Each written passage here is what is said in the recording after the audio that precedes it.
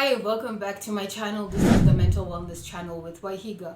If you're new here, I hope that you stick around and take a listen to what I have to share. Today, I want to talk about not trusting in God. Let's get into it. This is the season that I am in. I am currently not trusting God. I find myself finding it really difficult to trust God 100%. And you may look at me like, Waihiga, you're crazy. Why wouldn't you trust God after everything that He has brought you through? If you don't know about me, I'm Waihiga. I'm an alcoholic in recovery. I have 6 years and 7 months of sobriety. Technically speaking, I should not be here. I should be dead. But the mighty hand of God has saved me from so many unbelievable things. People die for way less. And God has saved me. Jesus Christ has saved me from so many things that I cannot even mention. So as I sit here on this channel today and I confess to you that my trust is not 100% in God, it's the truth. And just like the Israelites were in the Bible, God saved them from Egypt. He literally brought Moses to them. He raised Moses up, an Egyptian. He raised this prophet up and he brought Moses to them to get them out of Egypt. And Moses led them out of Egypt and parted the Red Sea. These people walked through dry ground. God parted the Red Sea. These people saw that. The Israelites saw that. They saw water on the left-hand side. They saw water on the right-hand side. They saw the Red Sea parted for them. And they walked through dry ground because the Lord caused it to be that way. And when the Egyptians pursued them, after every Israelite had passed through the Red Sea parting, then the water came back and it swallowed up all the Egyptians and Pharaoh and the people that were pursuing them. And the Israelites saw all these amazing, miraculous things happening. When they were hungry, God provided manna from heaven, literally provided them food from heaven. God was with them in a cloud by day and fire by night. God was guiding them day and night as they camped in the desert. Now, the promised land was a journey of 11 days, but the Israelites took 40 years to get there. And when I'm reading the Bible, I go, ugh, I scoff at the Israelites and I'm like, look at these people. How dumb can they be? How does it take them so long to see what is plain in sight? And I think as human beings, we tend to do this. And I tend to do this. Well, I am the same person. I'm judging my same situation. I am an Israelite. I am wandering in the forest. I am doing the very same thing. I am taking forever. I am taking a journey that if I trusted God would have taken me 11 days is now taking me 40 years. And by the way, a lot of the Israelites who were supposed to make it to the promised land didn't even make it to the promised land. They died. They were killed by poisonous snakes and stuff like that because of their disobedience and their attitude towards God. God made them not see the promised land. So most of them died in the desert, in the wilderness. So a journey that was meant to be 11 days stretched out into 40 years simply because these people did not trust God after the miraculous, wonderful things that He had done for them. I believe I am an Israelite. That is exactly what I do with my faith.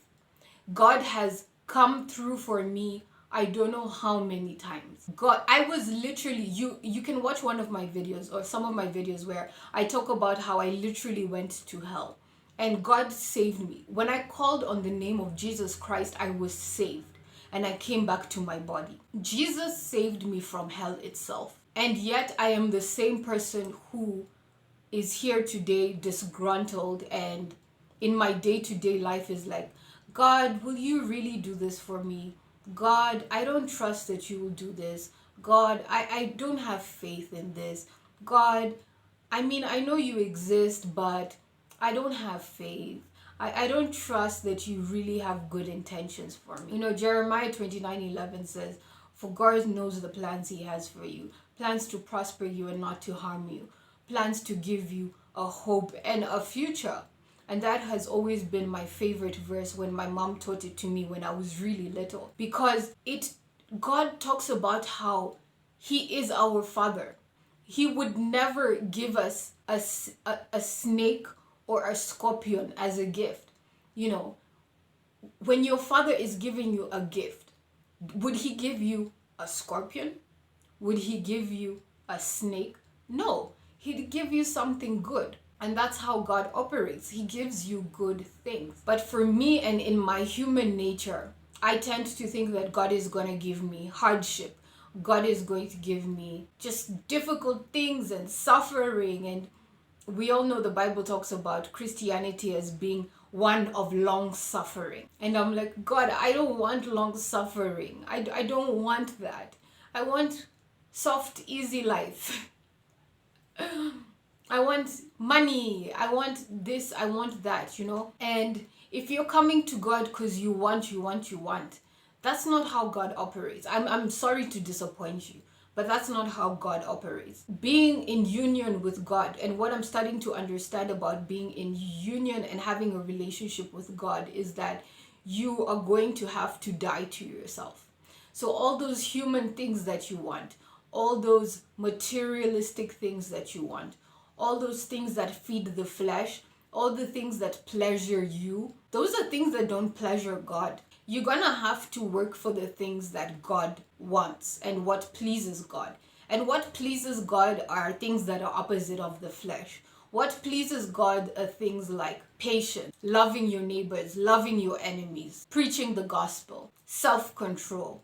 You know, the really difficult things. The things that the world tells us to ignore. You know, being selfless. Those types of things. Gratitude, trusting, faith, having faith in God. I just wanted to make this video and declare in the presence of you guys and to remind myself of whom I serve. I serve the creator of creation. That's who I serve. I serve the creator of creation. So to sit back and be like, oh God, but I don't trust this, but I don't know.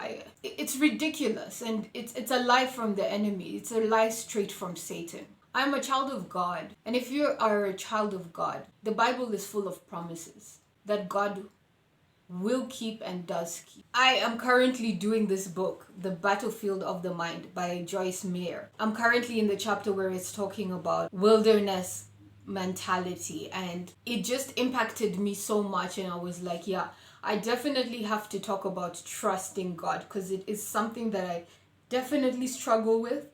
And it's like one part of me is outside of myself and can see how silly it is to not trust God. After everything that he's brought me through, how stupid it is to not trust God.